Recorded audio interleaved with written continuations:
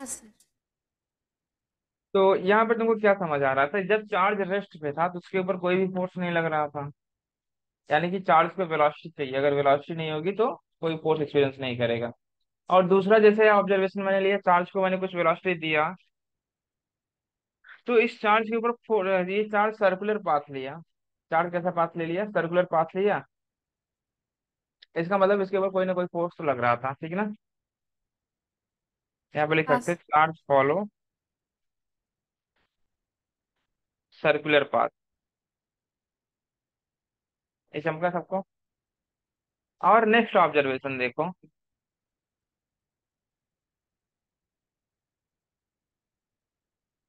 Observation 3, right.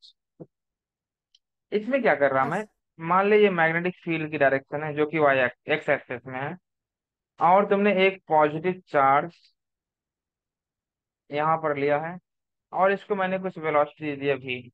अब बताओ ये चार्ज के साथ क्या हुआ होगा।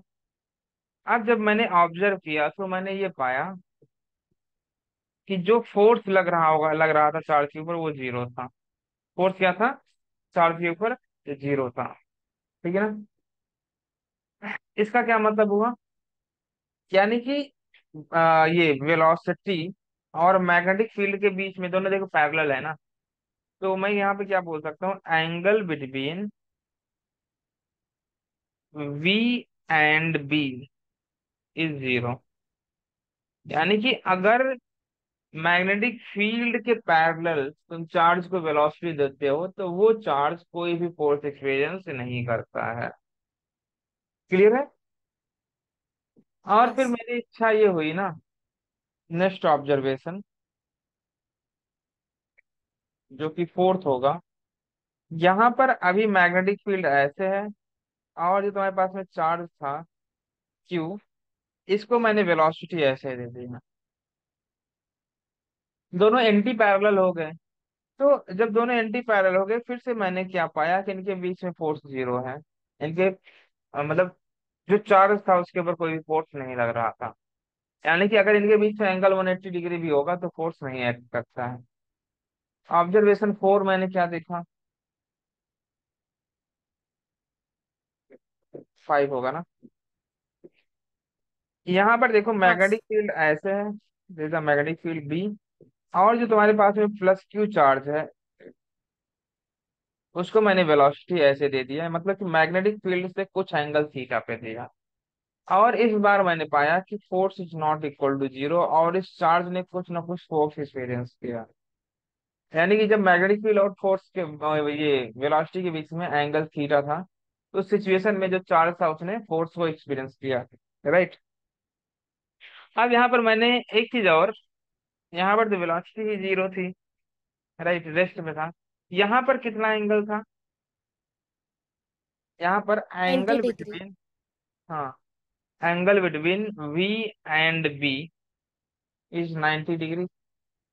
तो इसने फोर्स एक्सपीरियंस किया था और मैक्सिमम फोर्स एक्सपीरियंस किया होगा। तो ये सिचुएशन किसके साथ हो सकता है, साइन के साथ या फिर कॉस के साथ? साइन साइन के साथ। के साथ, ये बात समझता है सबको। हाँ। Yes. तो अगर ये साइन के साथ होगा तो मैं क्या बोल सकता हूँ, देयर फोर। सर वो ऊपर का लिखना। हाँ हाँ, लिखोगे लिखोगे, 1 मिनट रुक जा। जो फोर्स होगा, अच्छा तो लिख ले पहले। हाँ हाँ।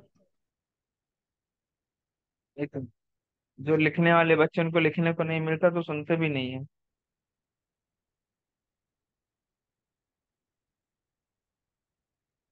हो गया।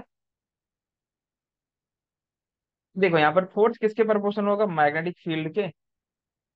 और इसकी प्रोपोर्शनली किसके ऊपर डिपेंड करेगा, वेलोसिटी के। एंड किसके ऊपर डिपेंड करेगा, चार्ज के भी ऊपर डिपेंड है ना। एंड क्या, साइन थीटा के ऊपर डिपेंडेंट है, जो तुम्हारा फोर्स है। यहाँ से मैं हाँ क्या बोल सकता हूँ कि जो फोर्स है वो डिपेंडेंट है Q V B sine theta, right. और जब प्रोपोर्शनलिटी को हटा दिया मैंने, तो क्या पाया, F equal to Q V B sine theta. खास बात यह है कि इस फार्मूले में कोई भी कांस्टेंट टर्म तुमको नहीं दिखता है। इसको तुम ऐसे भी लिख सकते हैं, क्यू वी क्रॉस बी।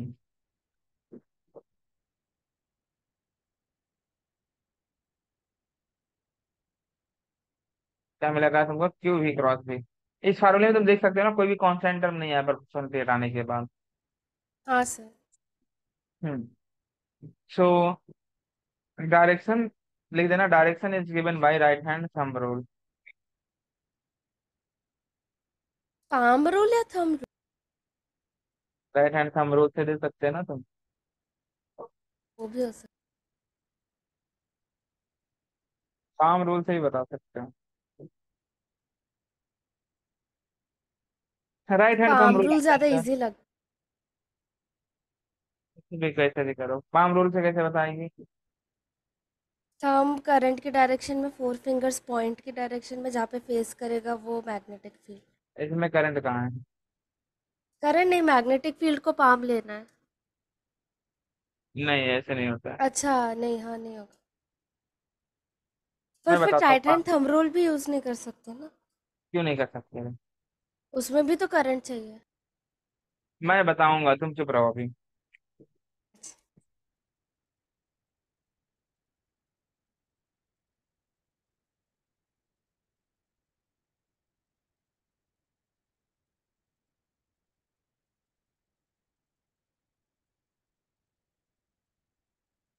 एक चीज और यहाँ से तुमको समझना चाहिए। जैसे कि मान लो एक कोई चार्ज है, ऐसे नोट करके लिख लेना। और इसकी वेलोसिटी इस डायरेक्शन में है, और ये चार्ज ऐसे चलता जा रहा है, चलता जा रहा है, राइट। और मैं बोल रहा हूँ कि यहाँ पे मैग्नेटिक फील्ड है, राइट। मैं क्या बोल रहा हूँ, यहाँ पर मैग्नेटिक फील्ड है, बट उस मैग्नेटिक फील्ड की वजह से इस चार्ज के ऊपर कोई भी फोर्स नहीं लग रहा है। तो तुम मुझे बताओ कि मैग्नेटिक फील्ड की डायरेक्शन क्या रही होगी। Right side. वेलोसिटी के डायरेक्शन। वेलोसिटी की डायरेक्शन में, सही बात। ठीक है ना, तो ये एक क्वेश्चन पूछा जा सकता है, तो ये तुम जैसे भी चाहो लिख लो। मतलब कहने का मतलब ये है मेरा कि अगर जो तुम्हारे पास में चार्ज के जो चलने की डायरेक्शन है, अगर उस डायरेक्शन में चार्ज चल रहा है और वो कोई फोर्स फोर्स एक्सपीरियंस नहीं कर रहा है, इसका मतलब वही डायरेक्शन तुम्हारी मैग्नेटिक फील्ड की डायरेक्शन रही होगी। अगर वो किसी एंगल पे चलेगा और वो फोर्स एक्सपीरियंस करना शुरू कर रहा है, तो उस समय हमें मैग्नेटिक फील्ड की डायरेक्शन देखनी पड़ेगी। तो इस फार्मूले में तुम ये भी लिख सकते हो, if theta equal to 90 degree, then force तुम्हें मैक्सिमम मिलेगा, और ये कितना हो जाएगा, क्यू भी, राइट। और अगर थीटा 0 डिग्री हो जाए जीरो। तो फोर्स हो जाएगा 0।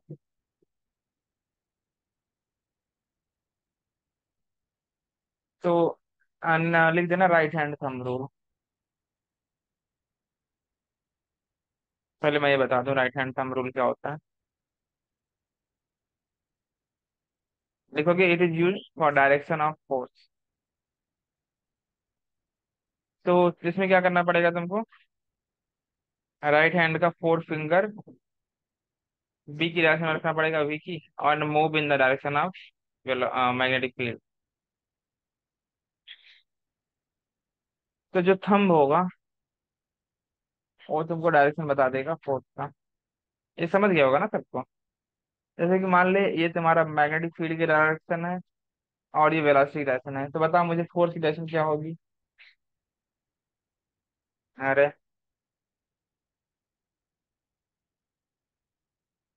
हाँ सर, ऊपर। हाँ ऊपर होगा सर। ये समझ गया ना। अब इसमें पाम हाँ रूल भी सर। यूज कर सकते हो तुम। पाम रूल ही बता दूं मैं। हाँ सर। देखो palm rule, put thumb in the direction of velocity, एक put thumb in the direction of velocity and fourth finger in the direction of magnetic field. Thumb in the direction of. Velocity and fourth finger in the direction of magnetic field, then palm will give you the direction of force. नहीं समझा, देखो इसी में मैं दिखा रहा हूँ। समझ गया सर। तो भी मैं बता के रहूंगा।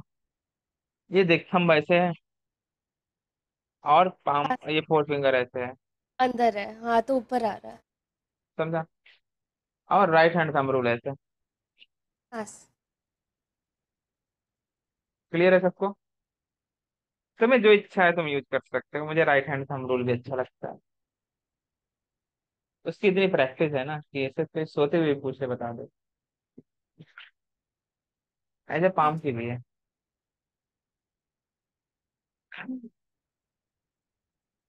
चलो एक और क्वेश्चन कर दो जल्दी से। ये वेलोसिटी की, मैग्नेटिक फील्ड की डायरेक्शन है, और ये वेलोसिटी, मैग्नेटिक फोर्स बता किधर होगा।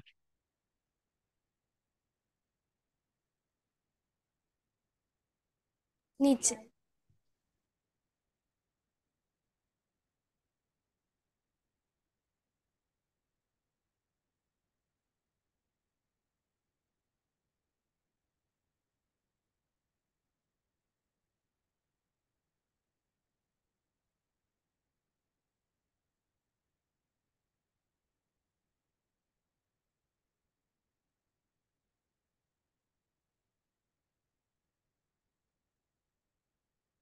हाँ, इसमें बताओ मुझे। नीचे और राइट की तरफ, वो बीच में मतलब। ये होगा हाँ। ना? हाँ इसमें बता। 1 मिनट से इसमें सारे क्वेश्चन नोट।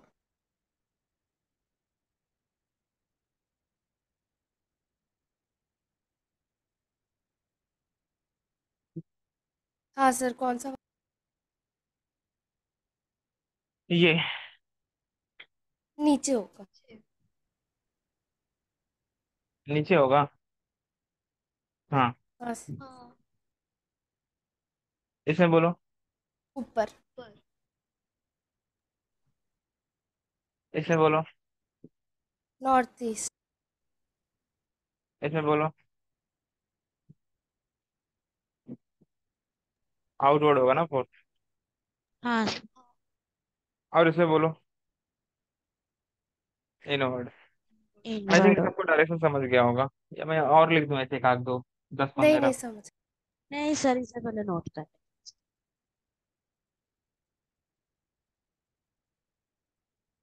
सर आप थोड़ा सा ऊपर कीजिए ना, ऊपर। हाँ।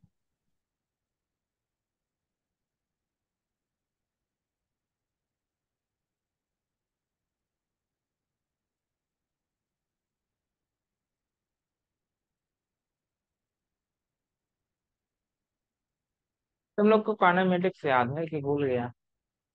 याद है। सर थोड़ा नहीं।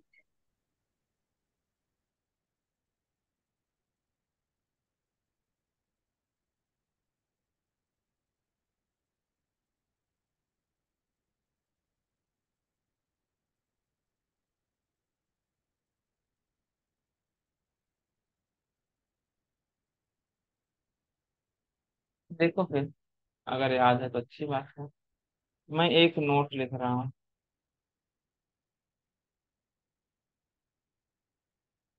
और तुमको बताना है ट्रेजेक्टरी ऑफ पार्टिकल।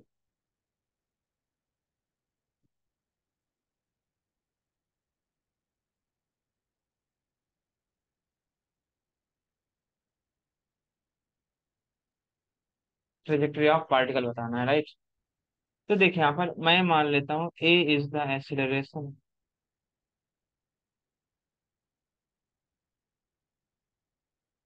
एंड भी है तुम्हारे पास में वेलोसिटी। ए को एक्सीलरेशन बोल दिया है मैंने, वी को वेलोसिटी बोल दिया।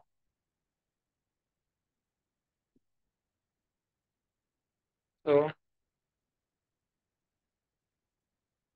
यहाँ पर मान लो ये तुम्हारे पास में एक्सीलरेशन की डायरेक्शन है, और ये वेलोसिटी की डायरेक्शन है। तो मुझे जरा बता, जो पार्टिकल होगा कैसा पाथ लेगा, क्या स्ट्रेट लाइन पास होगा यहाँ पर?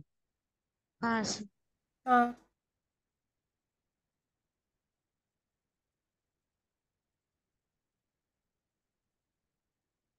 एंड सेकेंड, एक्सीलरेशन ऐसे है, वेलोसिटी ऐसे है, तो यहाँ पर भी पाथ कैसा होगा? Straight line. Straight line path, right. और फिर याद करो तुम बचपन में, तुमको मैंने सिखाया था कि कोई एक पार्टिकल है जिसको मैंने ऐसे प्रोजेक्ट किया किसी वेलोसिटी v से एट एंगल थीटा हाँ, पे, तो इसका क्या मतलब पैराबोला था? बने। एक कौन सा बोला बनाया था? पैराबोला। पैराबोला। पैराबोला बना था ना यहाँ पर। हाँ हाँ सर।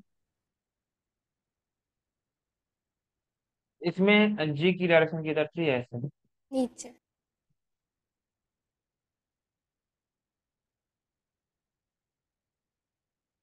मतलब v ऐसे है और g ऐसे है, मतलब v ऐसे था वेलोसिटी यहाँ पर, और जी ऐसे था, बट वेलोसिटी की डायरेक्शन कंटिन्यूसली चेंज हो रही थी, जी तो ऐसे कांस्टेंट था। यहाँ पर देखोगे तो वेलोसिटी ऐसे हो जाती है, इनके बीच में कुछ एंगल बन जाता है। यहाँ पर वेलोसिटी ऐसे है, यहाँ पर वेलोसिटी ऐसे, यहाँ पर वेलोसिटी ऐसे है, राइट। इस तरह से चलता था। तो मैं यहाँ से बोल सकता हूँ कि अगर वेलोसिटी मान लो तुम्हारी ऐसी है और एक्सीलरेशन मान लो ऐसे, इनके बीच में अगर कुछ एंगल बनेगा तो ये कैसा पाथ लेता है? पैराबोला। अगर एंगल थीटा है इनके बीच, राइट, यहाँ पे भी देख एंगल थीटा है इनके बीच। हाँ।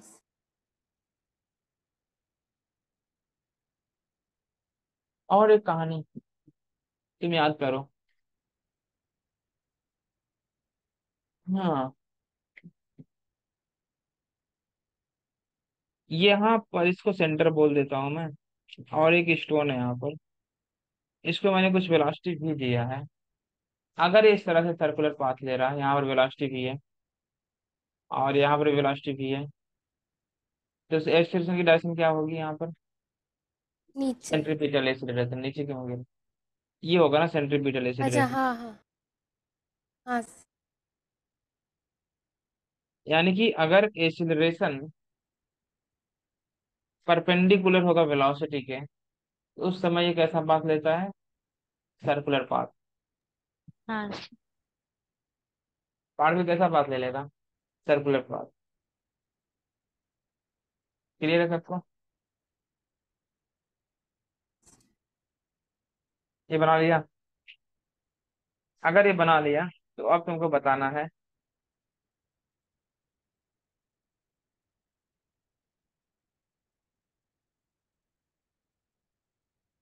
क्वेश्चन है find the trajectory of the particle.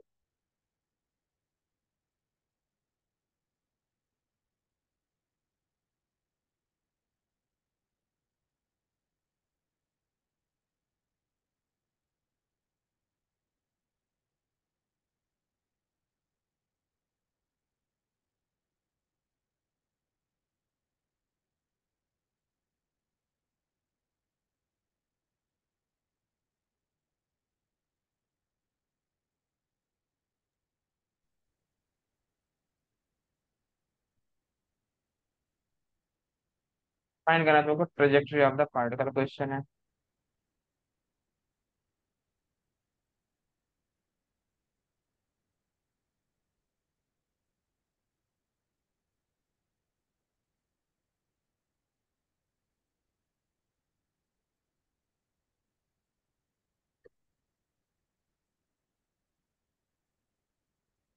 Charge की वेलोसिटी भी है, मैग्नेटिक फील्ड इनवर्ड है, बताओ ट्रेजेक्टरी कैसी होगी इसकी?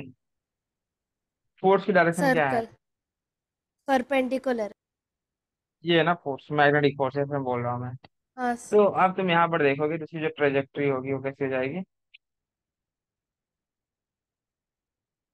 सर्कुलर।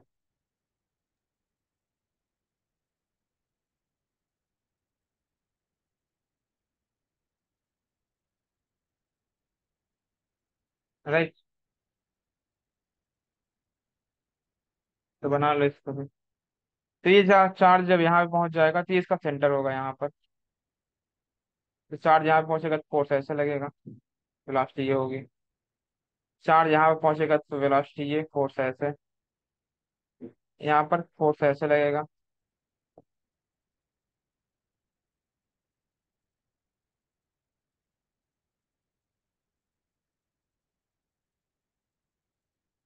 करेक्ट है ये। हाँ सर। इसलिए मैं क्वेश्चन चेंज कर देता हूँ। मान लो ये चार्ज तुम्हारा नेगेटिव हो जाए। नहीं, अभी यहाँ पे मत करो। अ, ये नोट कर लिया सबने। हाँ सर। ठीक है, सर्कल नहीं हटाना चाहिए था। यहाँ पर मान लो एक चार्ज है -q, और इसको मैंने वेलोसिटी दिया है v। इसका बताओ फोर्स की डायरेक्शन क्या होगी इसमें।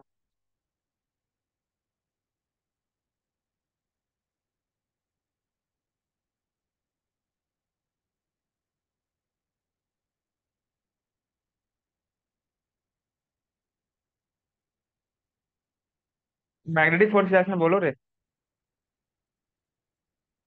होना तो ऊपर चाहिए।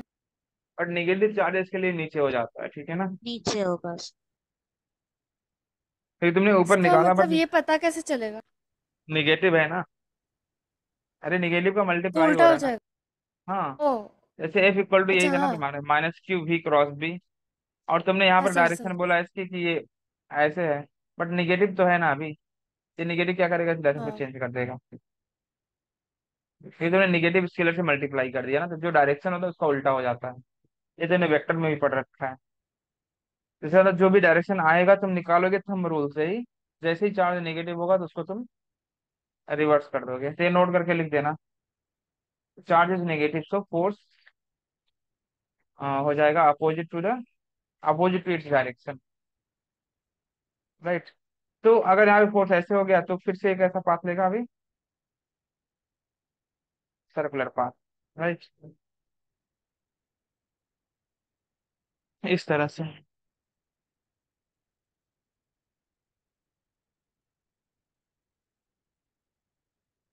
क्लियर है सबको ये। हाँ सर। तुम्हारा हेडिंग पड़ेगा रेडियस ऑफ सर्कुलर पाथ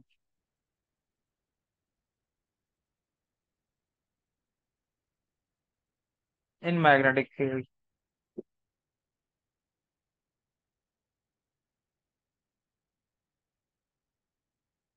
हिला देना radius of circular path in magnetic field. और इसमें देखो बहुत ध्यान से।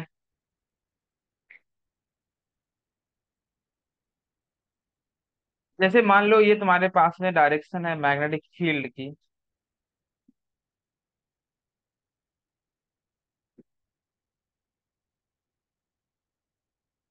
क्योंकि मुझे पता है यहाँ पर मैं वेलोसिटी ऐसे दूंगा तो जो पाथ होगा वो सर्कुलर होगा, तो मैं पहले से ही सर्कल बना देता हूँ। ये मुझे पता चल गया, अभी तुमको सिखा दिया मैंने। तो एक चार्ज यहाँ पर रखा था +q एंड इसका मास था m। वेलोसिटी ऐसे दिया था मैंने। ये देख सर्कुलर पाथ ही लेगा ना, तो ये तुम्हें पता है।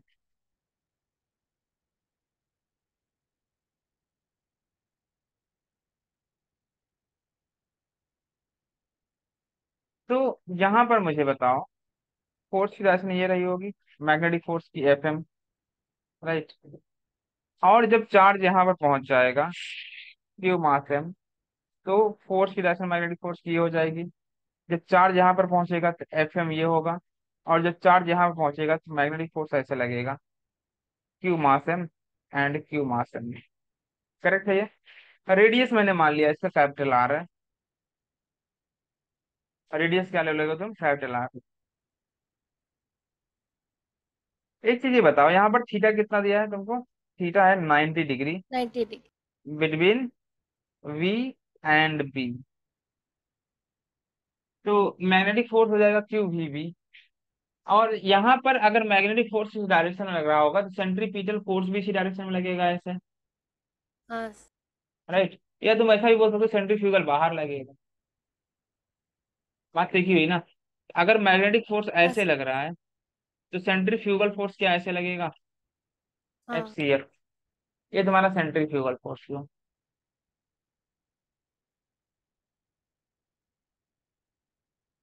क्लियर है? ओके। तो मैं क्या यहाँ पर बोल सकता हूँ, जो मैग्नेटिक फोर्स होगा, अगर इसको सर्कल में मूव करना है, अगर इसको किसे मूव करना है फॉर सर्कुलर मोशन, तो मैं ये बोल सकता हूँ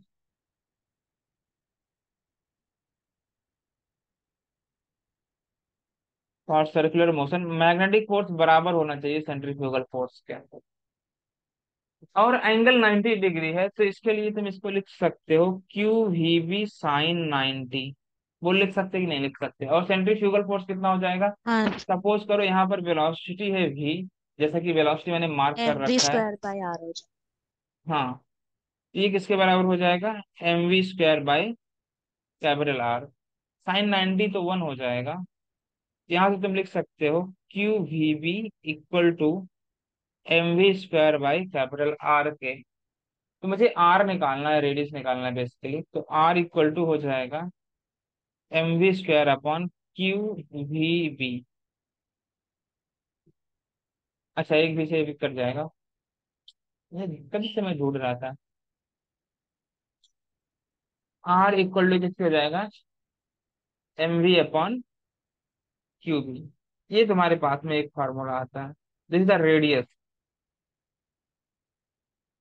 मतलब कितने रेडियस का सर्कल बनेगा, तुम यहाँ से कैसे बना सकते, निकाल सकते हो। समझे कि नहीं? हाँ तो एक टाइम पीरियड में पार्टिकल कितना डिस्टेंस ट्रेवल करेगा? 2 पाई आर करेगा ना? हाँ। हम्म। हाँ सर। तो टाइम पीरियड को निकाल सकते हैं उससे। तो ऐसे लिख देना, छोटा सा हेडिंग डाल देना इसी में, टाइम पीरियड। बहुत इंपॉर्टेंट है ये, टाइम पीरियड कैपिटल टी। और क्या लिख सकते हो तुम यहाँ पर? Particle travel 2 pi R distance in one time period, so we can say that जो टाइम पीरियड होगा ये होता है डिस्टेंस अपॉन वेलोसिटी, यानी कि 2 पाई आर अपॉन वी। यही होगा ना? 2 पाई आर अपॉन वी, और आर तूने निकाल रखा है, M B upon Q B होता है। तो टाइम पीरियड किसके बराबर हो जाएगा? 2 pi into M V upon Q B. ऐसे लिखोगे, वी से भी कट जाएगा। तो टाइम पीरियड किसके बराबर आ गया? 2 pi m upon q into B. ये देख लो ना, कितना खतरनाक फार्मूला है ये। खतरनाक क्या है इसमें? जो टाइम पीरियड है वो इंडिपेंडेंट है रेडियस से। इसमें रेडियस आया ही नहीं। Two constant, pi constant, M constant, Q constant, B constant. एक चीज से ये लिख देना जरूर, time period is independent of radius.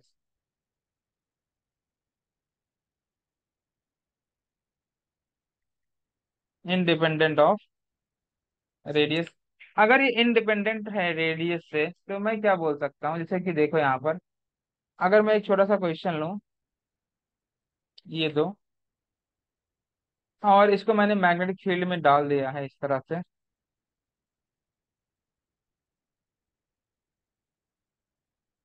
और मैग्नेटिक फील्ड मान ली वेक्टर बी है।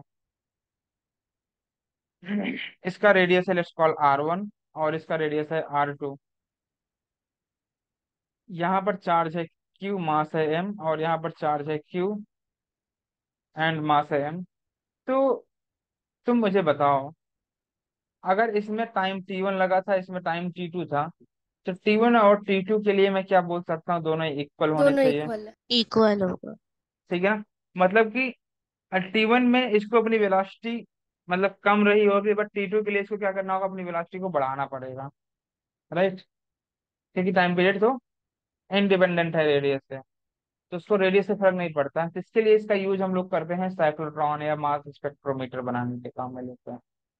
जैसे हेड्रॉन कोलाइडर का नाम तुमने सुना होगा। हाँ। ठीक है ना? तो तुमको यहाँ से ये सबने नोट कर लिया यहाँ तक? हाँ। ओके।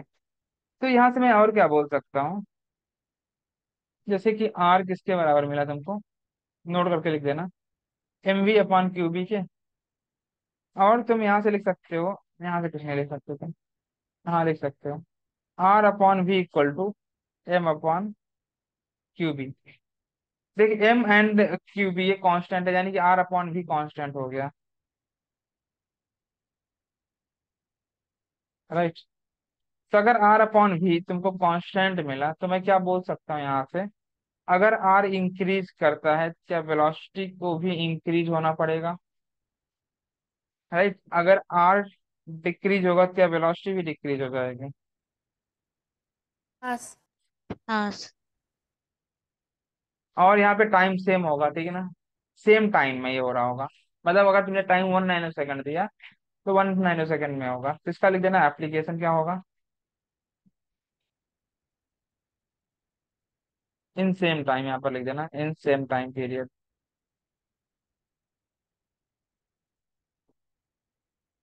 एप्लीकेशन लिख सकते हो साइक्लोट्रॉन। दूसरा लिख देना मास स्पेक्ट्रोमीटर।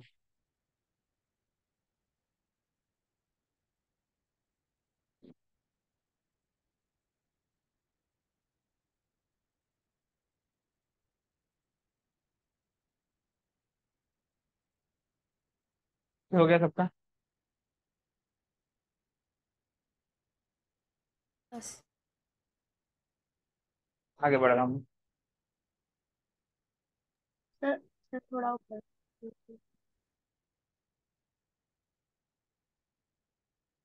आराम से नोट करो, कोई जल्दी नहीं मुझे।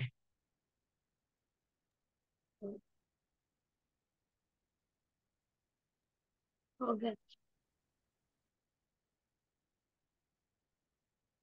हो गया। हाँ सर हो गया।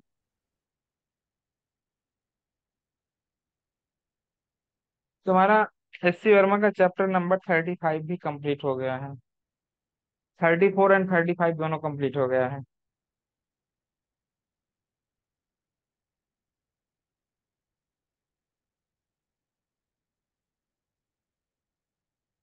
तो 35 वाला भी करके आना है क्या थर्सडे को, या फिर बस 34?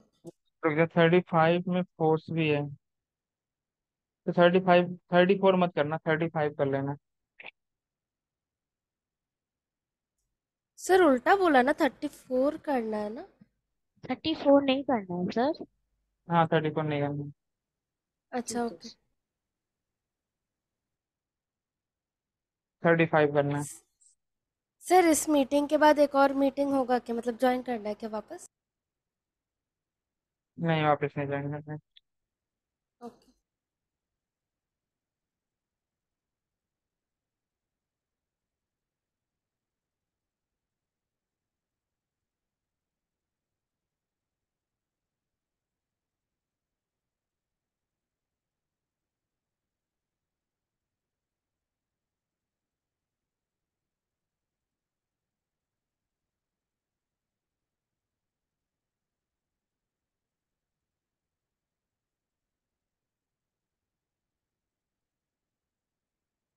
मुझे क्वेश्चन देना था ना मतलब।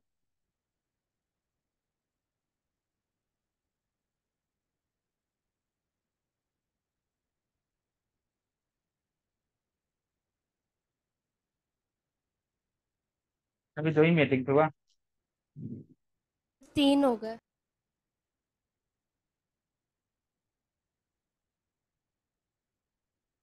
करना है या नहीं ज्वाइन सर? अरे नहीं नहीं करना, मुझे तो कहीं जाना है। अच्छा। अगर क्वेश्चन लिखे ना, find radius and coordinate of the circle.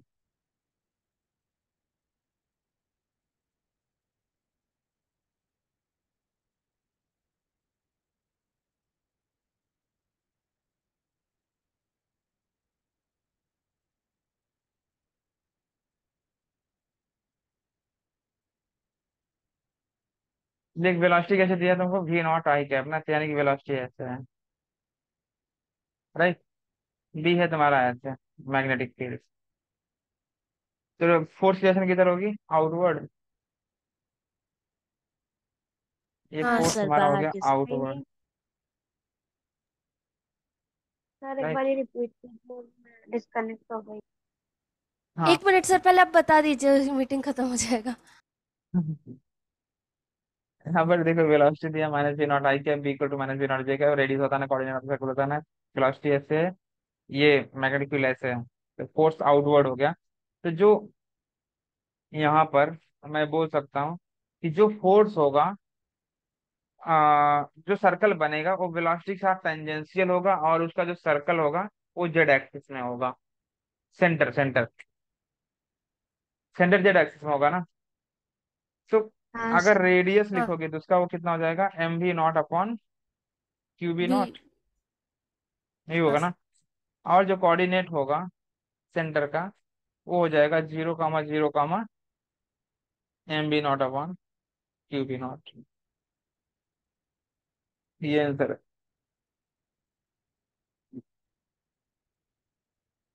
समझा सबको? हाँ सर।